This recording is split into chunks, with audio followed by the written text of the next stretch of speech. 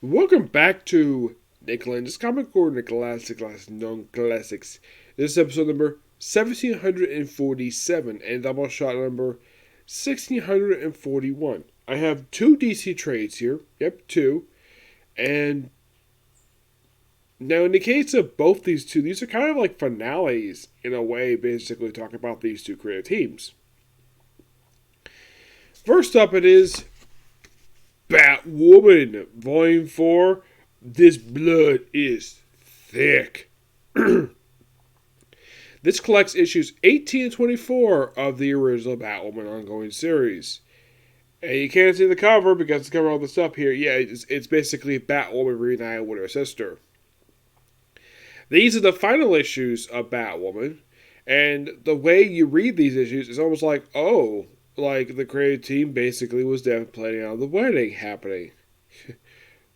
I'll get to more of that in just a minute and what happened here. Yep. Pretty much in the way, like, here's stuff happened here. Like, D.E.O. wants to end a relationship they have with Batwoman. Batwoman herself is reunited with her sister, first time in this volume. First time she's seen her since the Illogy run. Yep. And of course, Maggie Sawyer, at one point, she asks her again to propose to her, and she accepts. Now, the first issue they have in here is basically Batwoman versus Mr. Freeze. To my knowledge, this is probably the first time she's ever met him. Also, I forgot to mention this in my last review, but Betty Kane, who was Flamebird, is now cause of Hawk Flame. Yep. That's pretty much what she calls herself now.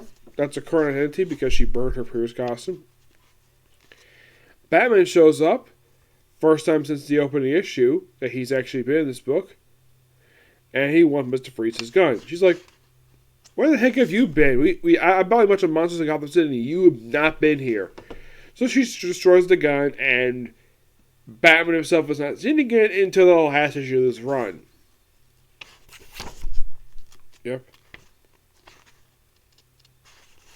Yeah, and of course Maggie reunites with somebody she did know for her past.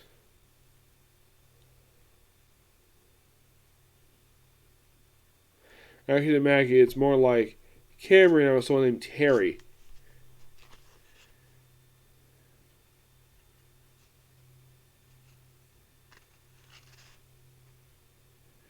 Who this is, I don't really know. I don't remember. So, by the way, Jade claims himself does not really do the artwork very much in here.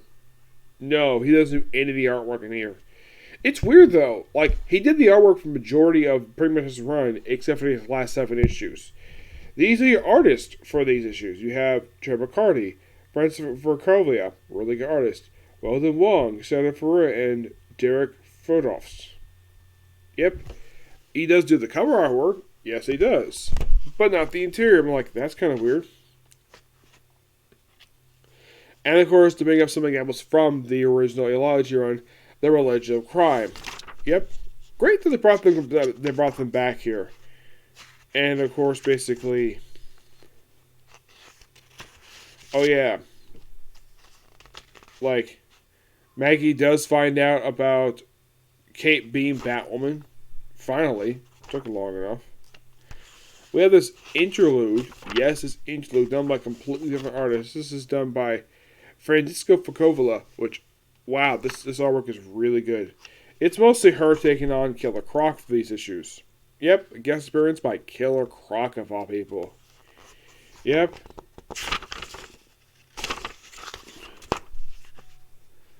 Anybody thinking, is this a penultimate issue of the run? Well, yes, it is. Because basically you have Batwoman and Hawk flying going through the snow, and you have basically you have Cameron Chase talking with various criminals who've been in Gotham City. Basically, the first person to talk to is Black Mask. Yep. There is also the Mortician. I think he's a Catwoman villain. There's also Fritz and Professor Pig. Interesting. Yes. Interesting set of criminals. Now, Black Mask is a noteworthy Batman villain. He's only been around since, the late 80s. He's a Doug Moore creation. Professor Pig, I think, even at this point, I mean, he was not around very long. He first showed up during when Grant Morrison wrote Batman. And I think his most recent appearance I can think of may have been. No, wait, I don't think it was Batman Eternal. I think. What was his most recent appearance? I think it was the pages of Nightwing during the Rebirth era. That was probably the most recent time he showed up here. Mm-hmm.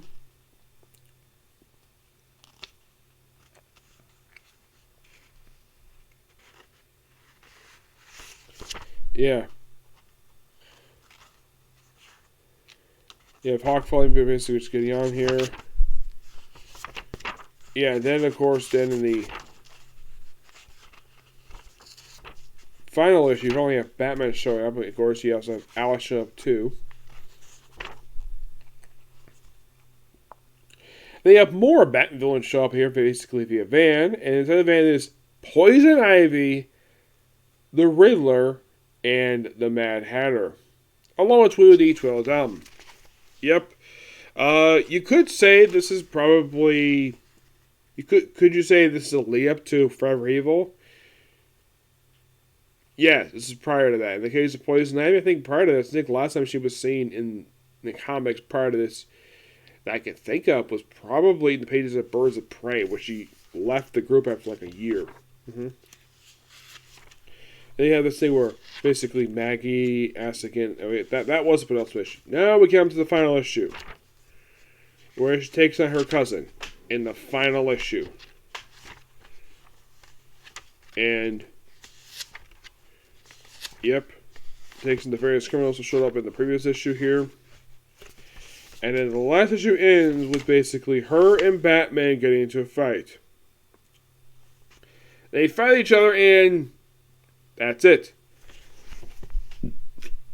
That was the last time you ever saw the creative team in this book because they got fired from the book over that weddings thing.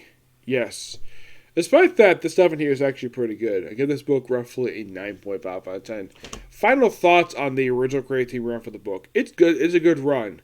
It's just that I think a lot of people would agree with me on this.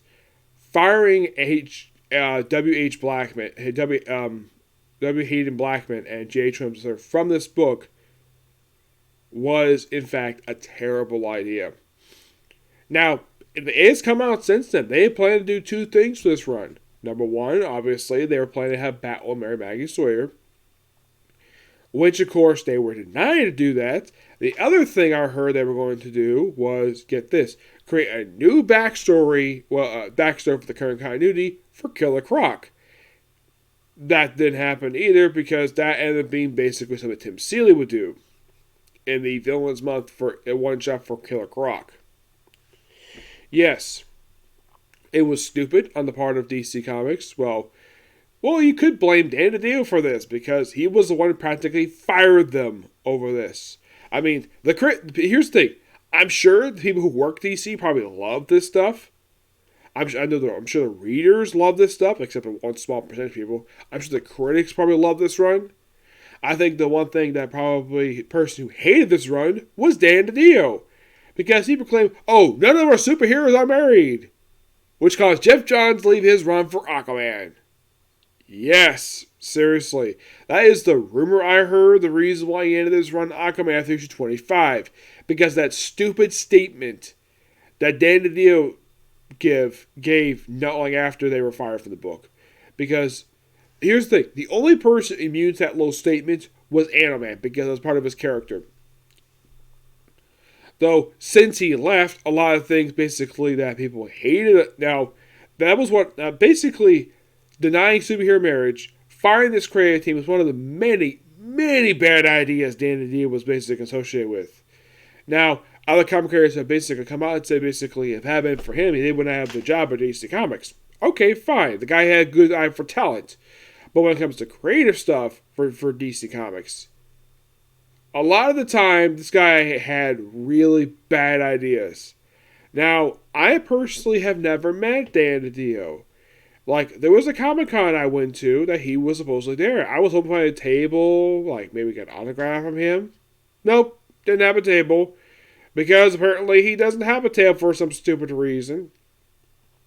Maybe have a table this time. Who the heck freaking knows? I personally would like to meet Dan D.E.O. Like, I like some of the stuff he wrote, but man, the guy had a lot of really bad ideas. Like, trying to kill off legacy characters like Dick Grayson, Wally West, and Roy Harper. Or basically force people to accept Barry Allen over Wally West. Yes, Dan D.E.O. had a history of bad ideas. I could list off basically a whole list of stuff, basically that bad ideas that he's been associated with.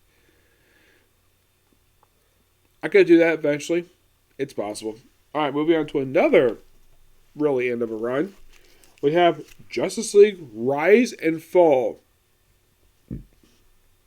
Excuse me, despite the fact this is called this is not focused on Justice League at all. Nope.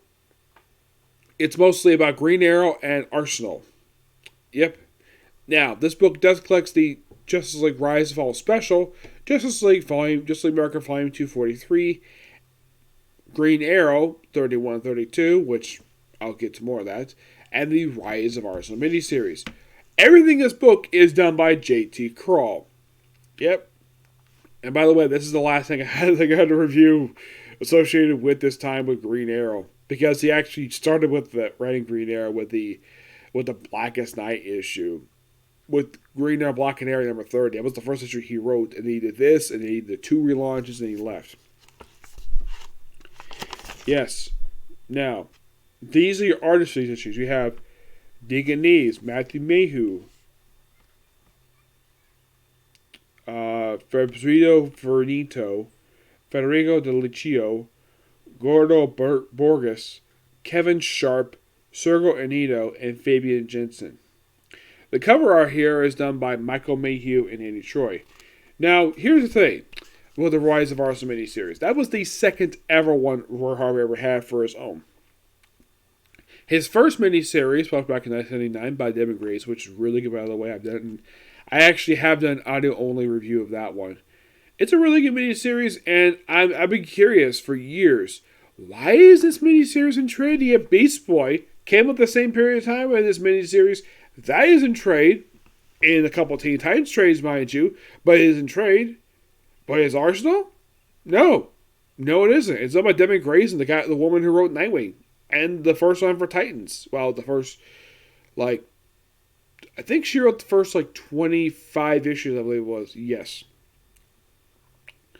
Now, mostly both for this one, this is following the aftermath of Cry for Justice, a limited series that the reception I heard, I wasn't reading at that point, but I did hear it from Cara. The reception for that miniseries was very negative. Yes, where in that miniseries, 2 major things happened. Where Harper lost his arm in the hands of Prometheus, actually about 3 things. Green Arrow killed Prometheus for destruction of Star City and death of Leanne Harper.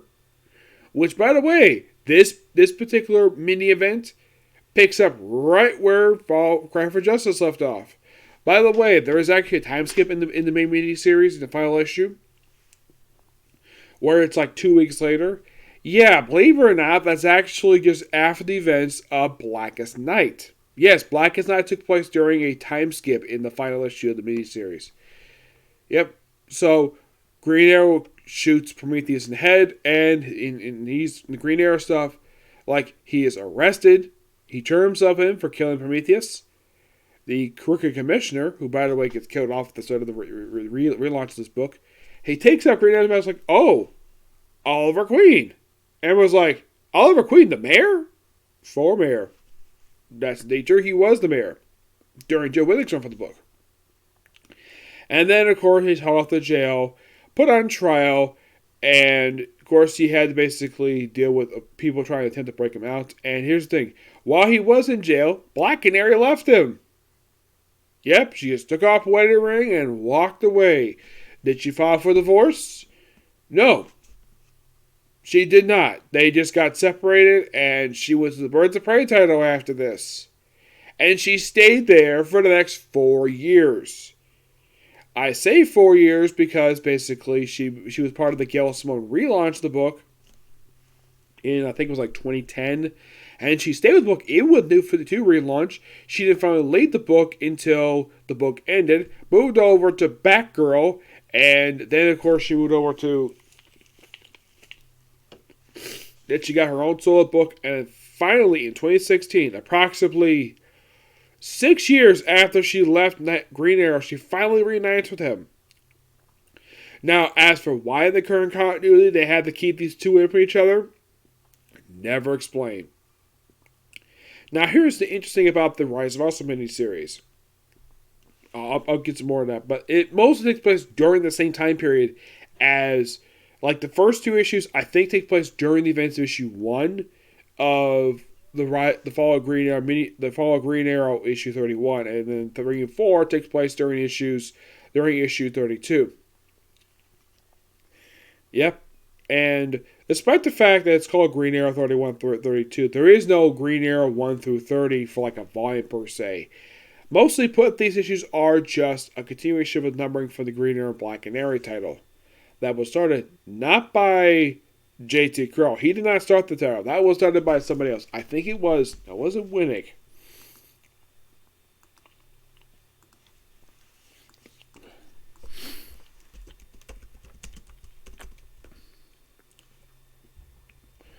Let's see. The Green Arrow and Black Canary series was started initially by Joe Winnick and Cliff Chang. Yes, those two initially started this book. They were, in fact, the original writers for the book. Mm-hmm. Yes.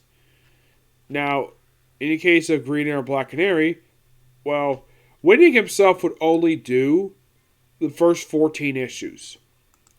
And then he left. He was replaced by Andrew Kreisberg. Yes, Andrew Kreisberg, thinking, that name sounds familiar.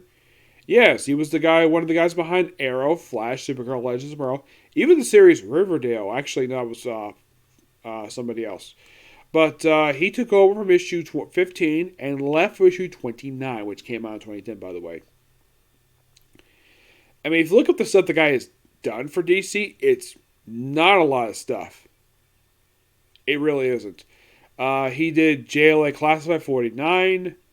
He did some issues of Batman Confidential 22, 25, and 29, 30, which was collected Batman Confidential Detective Rights.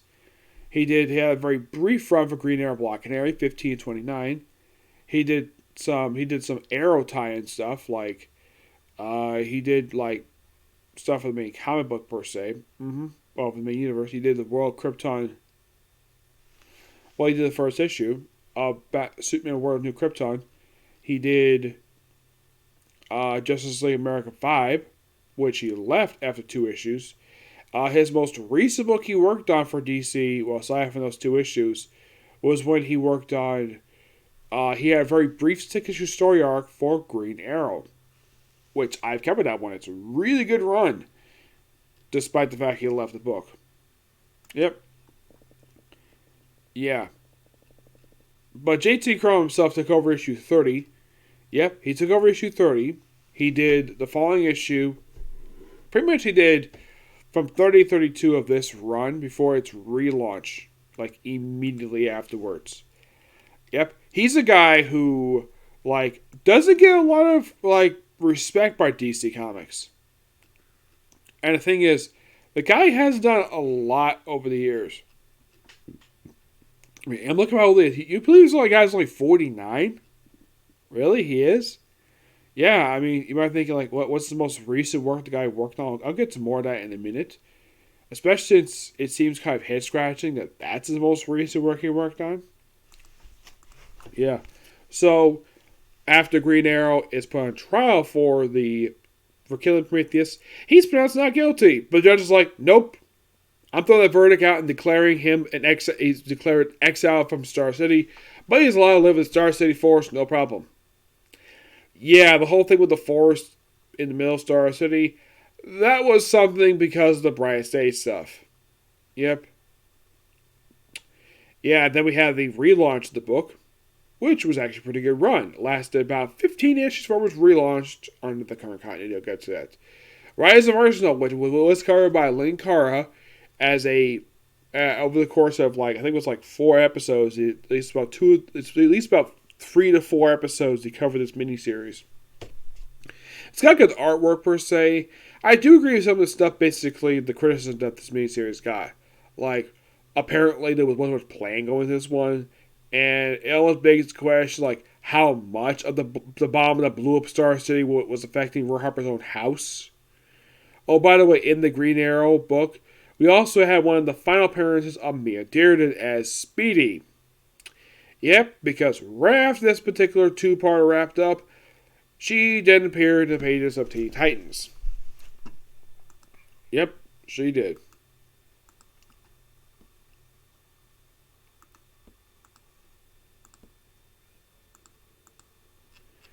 Yeah.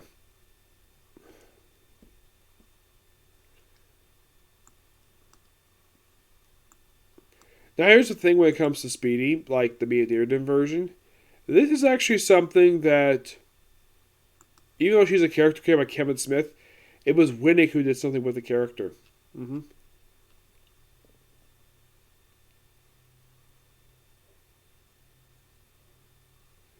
Yeah.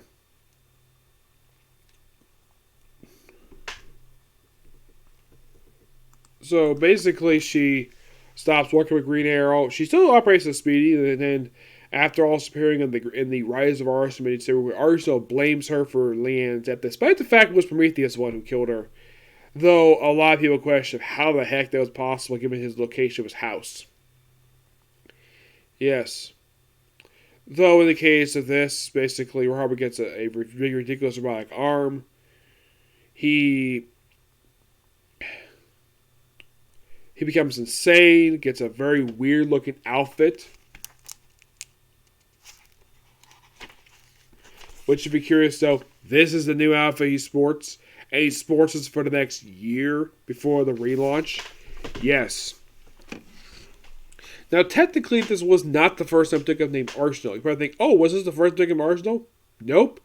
The first time I took this name was actually back in New Titans number 99. The issue just before the attempted wedding of Nightwing and Starfire. Yep, though he was waiting for costume at that point. This is mostly like using his Red Arrow costume, just slightly updated. And Rawhide becomes sort of a drug addict again. And also at the end of the miniseries, he burns out his house, and then he doesn't do. You might think, okay, what does he do after this miniseries wraps up? Well, he later pops up in the pages of Titans, Volume 2. Oh, does he join with his old friends again? Nope, he joins Deathstroke's Titans, the villains for hire. Yep, that was something his ex-girlfriend, Cheshire, basically was caused. That basically caused him to join the group. Yes. And he joined with issue 28 and was there until the final issue of the book. Yep. And mostly put, he was there just to help out Jericho. Deathstroke says, like, oh yeah, we're going to reform the Teen Titans afterwards. Oh, and by the way, they made, JT Krul made Roy Harper sort of impotent, or apparently he can't, let's say, perform during, let's just say, a moment between a man and a woman. Yeah, for some reason they couldn't make him do it. For some reason, I'm not really sure why. This is something that's really pop in fiction very much though, because usually guys don't usually have to suffer through this. Now, as for why in the world that they couldn't make him do this, I don't know what was the reason for this at all.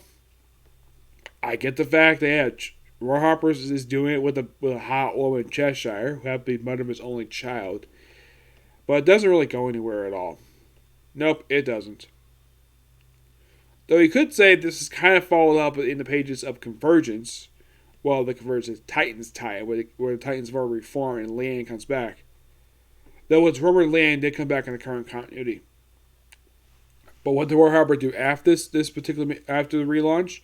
Well, he became part of the the Red Hood and the Outlaws, where he's part of that book until the final issue 40, but stay with him even after the relaunch as Red Arsenal, because Starfire got moved to a Soul book. So he was there for those 13 issues, and then when Rebirth, he got moved over to Titans. First time since 2011. Yeah. And he was there for pretty much that entire run until they decided to change the lineup and have him get killed off in pages of Heroes in Crisis. Which, A lot of people probably felt as though that killing him off was a mistake. I guess some other writers DC probably felt the same way because everybody was a Black Lantern, and he came back fully and became part of the final issues of Teen Titans Academy, which is where he is currently. And I think reviving him definitely was a good idea. He wasn't dead very long. I think because some writers felt this all Tom King did. I think because DC decided to step back from the stuff of Heroes in Crisis because Tom King got faced death threats and the lack and the humongous criticism that miniseries got by the public. So they probably, okay, let's just back off and just basically just undo like everything associated with the miniseries, like having Wally West turn to a killer, where Scott Lobdell kind of fixed it in the not Flashpoint, more like Flash 4 miniseries, where Harper came back in Infinite Frontier as initially as a Black Lantern, though that was explored in the page in like a lot of stuff, and then when he came back fully, which I definitely thought was a good idea to do. Yep. But in the case of Green Arrow himself, like, he went through 3 relaunches over the course of 6 years. First was in 2010. And in the case of Krul himself, well, he of course basically stayed with the book even with the relaunch. And then after the book ended, I think it was 15 issues. Let me take a look here because I think it was a bit longer than that.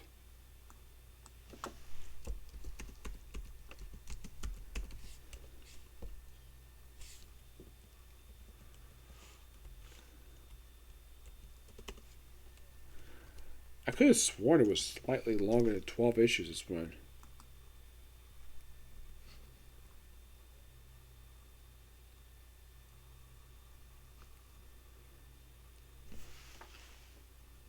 Yeah, it was slightly longer. I guess the... Oh, yeah, probably because J.T. Krul didn't write the last few issues. It was done by James Patrick, who did it for the last few issues of the book. Yep. He left for issue 12, but he did come back for the relaunch, which he left after 3 issues. Why he left? Toxic environment. That's my personal guess of why he left. Yep, but the book basically did suffer because of him leaving. Well, editorially, of course, because... Now, here's the thing. Prior to the relaunch of New 52, Green Arrow had pretty consistent editorial stuff. And then apparently, like, oh, new creative team must be a new editor because Green Arrow became the inconsistent editorial-driven book for the next several years until its cancellation in 2019. Green Arrow himself was still featured in comic, despite the fact not having an ongoing series, and I think this is a terrible idea. Yeah, so what did DC decide to do with Green Arrow? Well, they made him leave Justice League instead of giving his own solo book. Because God forbid we do that to one of our most well-known superheroes, Green Arrow. Hawkeye may not have many miniseries, but he's still freaking around. He may not have a consistent ongoing series. He didn't have his ongoing until like 2011. But Green Arrow has had a consistent ongoing series since 1988. He's had a couple of brief breaks, but this is the longest break he's had between volumes to date. 3 years. Actually, yeah, basically 3 years. Yep. But in the case of J.C. Krul did with the book, I think the issues he worked in the book were actually really good. It's just that I don't blame him for what happened in the opening 3 issues of why in the world they turned out the way they did. It's not his fault. It's kind of similar to that with George Perez and Superman. Not his fault. They had nothing to do with that. That was the editorial's fault, the reason why the book turned out that way. I would say less of a Green Arrow because that book was so inconsistent. I mean, it didn't become consistent until Jeff Lemire took over the book. Yep. But yeah, in the case of this, like, I would say the Green Arrow stuff in here, I give that a 9.5 out of 10. The Rise Up miniseries, I give that a 5. No. Book of miniseries is terrible. I give that a 3. Yes. The trade itself, give it an 8. Okay? Yep. So yeah, that's a particular view. I thought we'd do more, but I gotta do some stuff. So I'll probably do the other two comic cores later on. Those two will be digital trades. So see you all there. Bye.